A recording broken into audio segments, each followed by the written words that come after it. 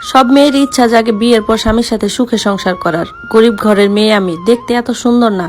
মেয়েদের যখন বয়স বাড়ে ঘরের মানুষের চেয়ে পাড়ার মানুষের বেশি চিন্তা হয়, কেন বিয়ে হয় না, কি সমস্যা। আমার বয়স যখন 15 তখন থেকে বিয়ের চিন্তা চলে আসে আমার মা বাবার ভিতরে। আমি যখন নবম শ্রেণীতে পড়ি তখন আমার বিয়ে ঠিক হয়। ছেলের মা আর বাবা আসছিল আমাকে দেখতে। সেদিন আমার প্রচন্ড জ্বর ছিল, তাদের আমাকে দেখে পছন্দ হয়। তার 2 দিন পর আমার বাড়ি থেকে মানুষ যায় ছেলে দেখতে। ছেলে ভালো, খোঁজ খবর নিয়েছে, সবাই ভালো বলছে। তাই আমার মা তাদেরকে আসতে বলছে। আমার ছোট মামা আমাকে জিজ্ঞাসা করলেন আমি বিয়েতে রাজি কিনা। আমি বললাম আমার কোনো সমস্যা নেই, আপনাদের যেটা পছন্দ সেটাই করেন, আমি রাজি। তবে আমি দাখিল পরীক্ষা দিতে চাই। আমি মাদ্রাসায় পড়ি, শুনলাম ছেলেও নাকি 20 পারা হাফেজ, সেও মাদ্রাসা লাইনেই পড়ে। আলহামদুলিল্লাহ, তারাও আমার বিয়ের প্রস্তাবে রাজি। বরপক্ষেরও তেমন কোনো চাওয়া ছিল না, কিন্তু আমরা যদি খুশি হয়ে কিছু দেই সেটা দিতে পারি। তারপর আমাদের বিয়েটা সম্পূর্ণ হলো। তারা আমার জন্য নাকের ফুল, কানের দুল আর মাথার একটা টিকলি দিয়েছে। বিয়ে শেষে তাদের বাড়িতে আমাকে নিয়ে যাওয়া হয়। আমার স্বামীর একটা মুদির দোকান আছে, সে বাড়িতে আসার পরপরই তার দোকানে চলে গেল। আমি ফ্রেশ হয়ে 1 ঘন্টার মতো বসে আছি। তারপর সে আবার বাড়িতে আসলো, দুজন একসাথে খাওয়া দাওয়া করলাম। তখন আমি অনেক কান্না করছিলাম, কিন্তু আমার স্বামী আমাকে অনেক সান্ত্বনা দিল। বিয়ের পর দিন এসে আমার শাশুড়ি আমাকে রান্নাঘরে ঢুকিয়ে দিলেন। আমি তেমন একটা রান্না পারি না, এটা ছিল 2016 সালের কথা। তারপর আমার বড় যা আমাকে রান্না করা শিখিয়ে দিল। দুপুরের দিকে আমার বাবা আসছিল দুধ, কলা, মিষ্টি নিয়ে। আর সেই দিন আমার খুব কষ্ট হয়েছিল যখন দেখি আমার বাবার পাতে এক টুকরো গোস্ত আমি দিতে পারিনি। আমার বাবা আমাকে নিতে আসছিল, কিন্তু আমাকে যেতে দেয়নি। এর কয়েকদিন পর আমার মা আর ভাবি আসছিল, তাদের সাথেও আমাকে যেতে দেয়। বিয়ের 5 দিন পর আমি বাপের বাড়ি যাব। বাপের বাড়ি থেকে যখন লোকজন আসলো সবাইকে তারা কাপড় চোপড় দিছে, মানে 5 জন আসছিল, কিন্তু তাদের বাড়ি থেকে আমার সাথে 12 জন যাবে, তাদের সবাইকে নাকি কাপড় দিতে হবে। আচ্ছা বেশ, আমরাও সেই শর্তে রাজি হয়ে যাই। এরপর বাপের বাড়ি চলে গেল। বাড়িতে যাওয়ার পর দেখি বাড়িতে কত আয়োজন, আমার মনটা ভালো হয়ে গেল। পরের দিন আমার বান্ধবী আসছে 3 জন দেখা করতে। আমার বিয়েতে কাউকেই বলতে পারিনি। দুপুরবেলা আমার হাজবেন্ডকে যখন খেতে দিলাম, আমার বান্ধবীরা মজা করে বলল ঠিক আছে তোর হাজবেন্ডকে আজকে আমরা খাওয়াবো, তুই বেরিয়ে যা। মানে আমার ইচ্ছা থাকা না সত্ত্বেও আমাকে বেরিয়ে যেতে হলো। তারপরে শুরু হলো আসল কাহিনী। ভাতের মধ্যে আমার জামাই নাকি একটা চুল পাইছে, এই চুল নিয়ে শুরু হলো নাটক। মানে কথাই আছে না, যেখানে বাঘের ভয় সেখানেই সন্ধ্যা হয়। সে আর ভাত খাবে না, আমাকে বকাঝকা শুরু করলো। তার পায়ে ধরেও খাওয়াতে পারলাম না। তারপর সে বাজারে চলে গেল, আমি না খেয়ে বসে আছি। সন্ধ্যার পর যখন বাড়িতে আসলো তার মধ্যে অনেক কল দিছি, কিন্তু ধরে নাই। এসে দেখে আমি চুপচাপ বসে আছি, গালের মধ্যে থাপ্পড় দিল। আমি শুধু তাকিয়েছিলাম। তারপর শব্দ পেয়ে বাড়ির সবাই যখন এসে চেঁচামেচি করলো, আমি তখন সবাইকে বললাম তোমরা চুপ থাকো। পরের দিন দুপুরে তাদের বাড়ি থেকে লোক আসলো আমাদেরকে নিতে। এরপর সে গিয়ে তার ভাবিকে বলতেছে ভাবি জানো আমি তোমার কথা রেখেছি। কি কথা জানেন? মানে আমাদের এলাকায় একটা নিয়ম আছে যে নতুন জামাই বাড়িতে আসলে সকালে তাকে পান্তা ভাতে শাক খাওয়ানো হয়, আর সেটা তার ভাবি তাকে খেতে না করছে। এই জন্যই তার ভাবিকে বলতেছে ভাবির কথা রাখছে। তারপর আমাদের বাড়ি থেকে বিদায় দেওয়ার সময় লেপ, বালিশ, তোষক সবকিছু দিছে। এখন বিছানা চাদর কেন দেয়নি এটা নিয়ে আমার শ্বশুর আমাদের বাড়িতে ঝগড়া শুরু করে দিচ্ছে, আমাকেও নাকি তার সঙ্গে নিবে না। তারপর যখন তাদের বাড়িতে যাই 15 দিন পর আমার শ্বশুর আমাকে বলে আমার বাড়ি থেকে 50,000 টাকা আনার জন্য। কিন্তু আমি বলি যে আব্বা আমি তো সরাসরি মা বাবার সাথে কথা বলতে পারবো না, আপনি এই বিষয়ে কিছু বললে তাদের সাথেই বলে। আমার স্বামী যখন বাড়িতে আসে তখন আমার শ্বশুর তার ছেলের কাছে আমার নামে নালিশ করে, বলে আমি নাকি উনার মুখে মুখে কথা বলছি। আর এটা শোনা মাত্রই তার ছেলে তো আমার গায়ে আবার হাত তুললো। আর হ্যাঁ, আরেকটা কথা, আমার সংসারে ননদ আর তার 2 মেয়ে থাকে। তাদের জন্য রান্না করা, তাদের খাওয়ানো, গোসল করানো সবকিছু আমি একাই করি।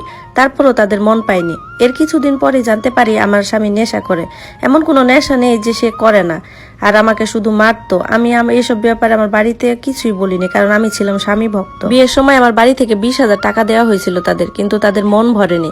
এর কিছুদিন পর আবার টাকা চায়, এবার বলে 1 লাখ টাকা নিয়ে আসতে। আমার বাড়ি থেকে যখন জানায় যে তারা এত টাকা দিতে পারবে না, তখন আমার স্বামী রাগ করে আমার সাথে 2 মাস কথা বলেনি।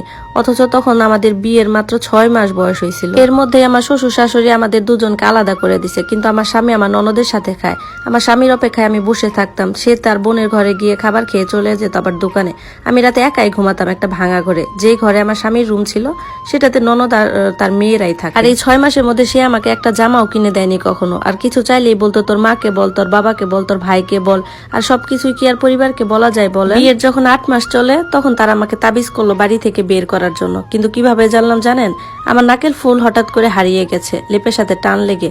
রাতে আর সেটা পাইনি। পরের দিন সকালে গিয়ে খাটের তলায় যখন ঝাড়ু দিচ্ছিলাম আর খুঁজছিলাম, তখন আলনার নিচে একটা মাটির পাত্র দেখি।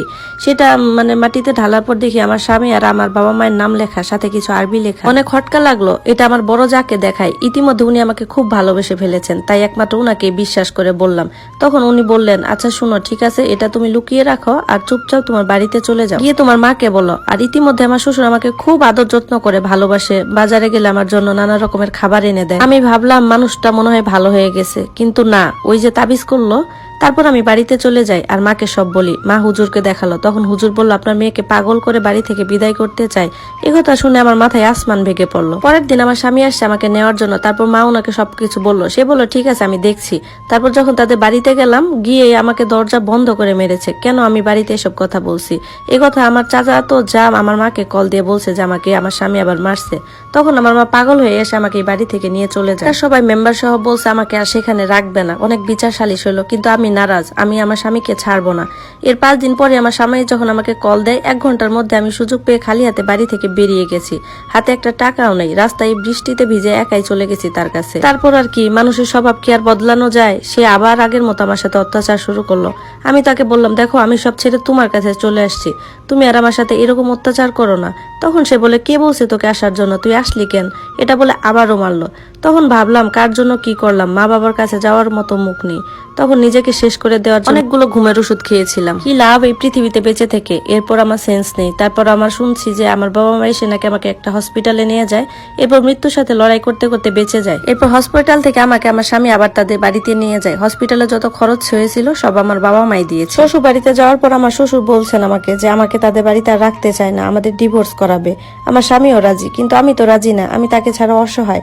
আমাকে এরপর মাকে বলে আমার বাপের বাড়িতে পাঠিয়ে দেয়। তারপর তার সাথে আমার কোনো যোগাযোগ নেই। আমি তখন আবার পড়াশোনায় মন দিই। এরপর মার্চ মাসের দিকে আমাদের ডিভোর্সের ডেট পড়ে। এর মধ্যে আমি অনেক চেষ্টা করছি তার সাথে যোগাযোগ করার, সে যোগাযোগ বন্ধ করে রাখছে। অন্য মানুষের মোবাইল দিয়ে যখন যোগাযোগ করছি তাও সে তার মন গলেনি। ডিভোর্সের দিনও কল দিয়েছি, সে ধরেনি। ডিভোর্সটা অবশেষে হয়েই গেল। তখন আল্লাহকে বলেছিলাম মাটি ফাঁক করে দাও, আমি ভিতরে চলে যাই। বাড়িতে যাওয়ার পর সে আমাকে কল দিয়ে বলে যে সাইন না করলে হতো না। তখন আমি তাকে বললাম আপনি এখন এই কথা বলতেছেন, কতক্ষণ আপনার অপেক্ষায় ছিলাম, কত কল দিছে আপনি ধরেন নাই। আমি বললাম আপনি সাইন করিয়েন না, এখন অনেক সময় আছে প্লিজ। সে বলে আমি তো আগেই সাইন করে দিয়েছি। সেই দিন আমার কান্নায় পাড়ার মানুষজনও কেঁদেছিল। এরপর রাতের বেলা সে কল দিয়ে আমাকে বলতেছে আমরা কি বন্ধু হিসেবে কথা বলতে পারি? তখন আমি তাকে বললাম যখন বউ ছিলাম তখন তো আমার সাথে মন খুলে 2টা কথা বলেননি, আজ ডিভোর্স দিয়ে আসছেন বন্ধু হতে। আমি যখন বলতাম আপনাকে ছাড়া আমি অসহায়, তখন আপনি হাসতেন। আজ আপনি আবার আমার কাছে পরপুরুষ, আপনার সাথে কথা বলাও আমার পাপ। তারপর থেকে আমাদের আর যোগাযোগ হয়নি।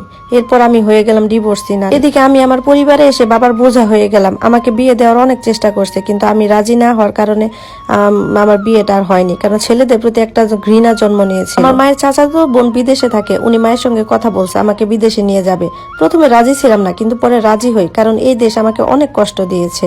একটা মেয়ে ডিভোর্সি হলে সমাজের মানুষ, নিজের ঘরের মানুষও কথা শোনায়। তারপর 19 সালে বিদেশে চলে যায়। কিছুদিন পর রং নাম্বার থেকে একটা ছেলের সঙ্গে আমার পরিচয় হয়। সে আমার সাথে রিলেশন করতে চায়, আমি না বলে দিয়েছি, কারণ পুরুষের প্রতি ঘৃণা জন্মে গেছে। এভাবে 6 মাস চলে যায়। আমি তাকে আমার অতীত সম্পর্কে বলি, সে সব মেনে আমাকে বিয়ে করতে চায়, তাও আমি রাজি না। আর সেই ছেলেটা আমাকে বলে কালকের মধ্যেই হ্যাঁ বা না বলতে হবে, আমি যেটা বলবো সে সেটাই বলবে। সে আমার খালার সাথেও কথা বলছে, ভাবির সাথেও কথা বলছে। এখানে খালা আর তার ছেলের বউ থাকে। ভাবি আমাকে বলল দেখ তুই তো সারা জীবন কাজ করে খেতে পারবি না, তোর একটা ভবিষ্যৎ আছে, ছেলেটা ভালো, তুই রাজি হয়ে যা। তারপর অনেক চিন্তা ভাবনার পর আমি রাজি হয়ে গেলাম। ভালোই চলছে আমাদের দুজনের সম্পর্ক, এভাবেই চলছে আমাদের সুখের সংসার। কোনো কিছু চাইতে দেরি হয়, তার দিতে দেরি হয় না। অনেক কষ্ট করে দুজন এক হয়েছে। আমাকে পাওয়ার জন্য সে অনেক কান্না করত। দুইজনের ভালোবাসা সঠিক ছিল, তাই এক হতে পেরেছি। এখন শুধু একটা সন্তানের জন্য অপেক্ষায় আছি, সবাই দোয়া করবে। আরেকটা কথা বলতে ভুলে গেছি, আমার প্রাক্তন এরপর 3টি বিয়ে করেছে, কিন্তু সে আজও সুখী হতে পারেনি। কাউকে কাঁদিয়ে কেউ কোনোদিন সুখী হতে পারে না। আর আমার ননদ ছিল সংসার ভাঙার কারিগর, তারও ডিভোর্স হয়ে গেছে। 2টা মেয়ে নিয়ে এখন সে বাপের বাড়িতেই থাকে। যখন আমার ডিভোর্স হয়েছিল তার 1 মাস পরই তারও ডিভোর্স হয়ে গেছে। আলহামদুলিল্লাহ, একে বলে যার কর্মফল সে দুনিয়াতেই ভোগ করবে। আর আমার এখনকার স্বামী কিন্তু অবিবাহিত ছিল। সে একজন অবিবাহিত হয়েও আমার মতো বিবাহিত মেয়েকে রানী করে রেখেছে। তবে তার পরিবারের দিক দিয়ে আমি একটু অসুখী, তারপরও দিন শেষে আলহামদুলিল্লাহ। এই গল্পটি আমাকে একটা আপু পাঠিয়েছেন, আপুকে অনেক অনেক ধন্যবাদ। আর আপনার জন্য অনেক অনেক ভালোবাসা ও শুভকামনা রইল। আপনি এভাবেই সুখে থাকেন।